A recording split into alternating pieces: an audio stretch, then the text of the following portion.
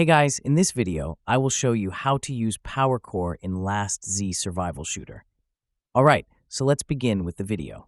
Now, Power Cores are essential for promoting high-tier equipment, particularly in the D5 level or the orange gear, to enhance your hero's combat effectiveness.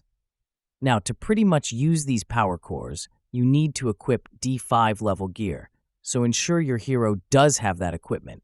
You can then enhance that equipment to level 20 and use enhancement materials to do that, and you can promote equipment using the Power Cores.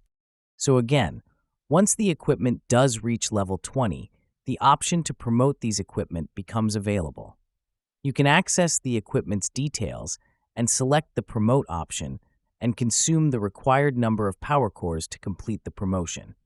So again, you have to enhance an orange equipment to level 20 before you can promote it, and you can use your Power Cores to promote it. There are 3 levels of promotion, and the cores you need to use to get to each level escalate. But anyways, that's about it. So that's basically how you can use Power Core in Last Z survival shooter.